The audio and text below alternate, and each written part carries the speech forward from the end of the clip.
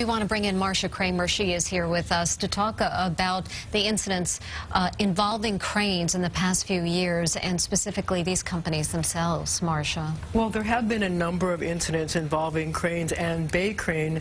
In fact, in the past year alone, for example, May 13th, 2015, a crane dropped its cargo from 30 stories above Madison Avenue. 10 people were injured, 2 construction workers, plus pedestrians and people in cars who were hit by the falling debris. A few weeks later, May 31st, a heating and air conditioning unit weighing several tons came untethered from a crane and fell 30 stories to the ground, also in Midtown. 7 people were injured, and it was because it was on a Sunday that they believe that more people were not injured. Now, there's a belief that this company, Bay Crane, owned the crane that was involved in that incident. Also, November 5th, of 2015, the steel arm of a mini crane killed a construction safety coordinator, and they couldn't do anything to save him. I should also point out that I called Bay Crane to try to get some answers, but they said, you know, we can't give you anything now. We're trying to get squared away. But I have some big questions, having listened to the mayor's press conference, because he said that the company involved was at the scene this morning at 6 or 7 to try taking the crane down. But I know that the city put out a weather warning last night. I think it said, as I recall, around midnight that there would be storm warnings. And I'm wondering, given the fact that the warning was put out last night, why the company waited this long to try to take the crane down. It's a normal procedure in New York City whenever there's going to be high wind or storms. The building department sends out an alert to all the companies and says, listen, we have some weather on the way. As a precaution, do it now. I don't know what happened, because now suddenly they're saying that they're going to order all the cranes to be put into a safe position. Now, it also brings up another question. New York City is ablaze with construction projects in all 5 boroughs, and they're going to be more because the mayor is mounting a massive construction project for affordable housing. But even as we speak, there's the major Hudson Yards project, and all over the west side you can see cranes in the air. He said that there are 375 crawler cranes and 43 larger tower cranes that are in the air right now. So what's the question? The question is, who polices them, who inspects them, and who guarantees their safety? I thought it was really interesting that in his press conference he said, we're hiring more inspectors. But if there's so much construction, why are we waiting until the next fiscal year, which starts in July, to hire more inspectors when you have so many cranes in the air? That's over 400 cranes that are in the air all over the 5 boroughs. People worried about their safety. An important point you make. At midnight and before, we understood we were going to have stormy weather this morning. You're talking about those hours before this happened. This accident happening about 8:25 this morning, and we're hearing from the buildings department that they were trying to move it to secure it at that time, but that is 8:25, whereas what you're saying is that a weather advisory was issued many hours before that. We see what happens is this, that in order for the sanitation department to prepare its plows, it sends out a weather advisory in plenty of time, so plows in the entire city, all 5 boroughs, can go from garbage collection to putting their plows on.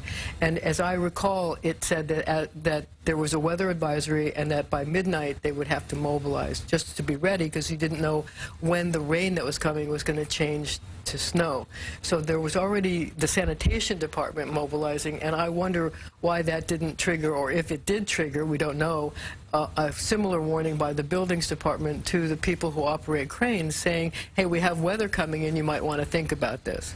You know, they usually have different advisories depending on how high they think the winds are going to be.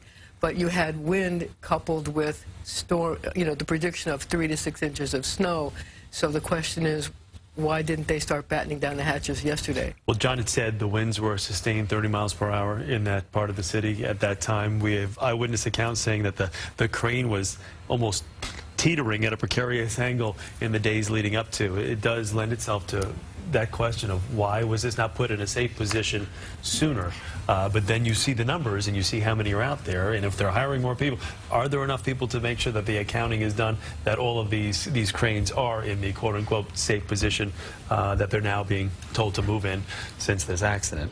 The investigation going forward, Marcia, how do you think that will unfold? Well, I think there are a lot of questions that have to be asked. First of all, when did this company get the warning?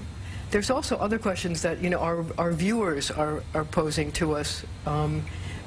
2 days ago, a viewer sent us a picture of the crane that was going from one side of the street to the other side of the street, saying, wow, I've never seen a crane that went across an entire street. And this is a busy street where a lot of, you know, it's in the area where the courthouses are and a lot of city office buildings. And so why was that crane positioned that way? There's also the question of what did Galasso, the construction company, do? What did Bay Crane do? And what certifications did the people who were operating this crane at this time have? Was this the regular crane operator? Was this a different crane operator who came in early to try to move the crane? They have to take a look at everybody who was involved and what steps they were taking to secure this crane. Now, also, were they securing this crane in heavy weather? As you point out, Chris, John Elliott said that at that time the winds were 30 miles an hour. Maybe they should have just lashed it in place instead of trying to lower it. I don't know. I think those are questions that you have to be asking. I think the other question, too, is was anything attached to this crane? Because we had understood that they were moving an air conditioning unit. Was that possibly attached? Was it on the ground? You know, there are questions as to what was attached to this crane when it did fall and how it teetered down and how that unbalance happened. I mean, it takes a lot to bring this crane down, I would imagine. You bring up a great point, because that is the big question, because we have some eyewitnesses that we heard of that said that the crane was actually transporting a massive air conditioning unit at the time of this, and then you've got the mayor who emphatically said that no, this was not the crane was not operating. The only thing that they were doing, they were clearing the streets, clearing the area to put this crane in a safe position, because they just had an extension put on it just the day before. So it's two very different stories from what we're hearing and what's being told. Well, I also think, Chris, that you have to ask whether the extension was put on properly and if that played any role in what happened. You know, they were on the scene yesterday to see if they could, you know, what they were doing to extend it. Was it put on properly? How long did the inspectors stay on the scene to watch the work being done?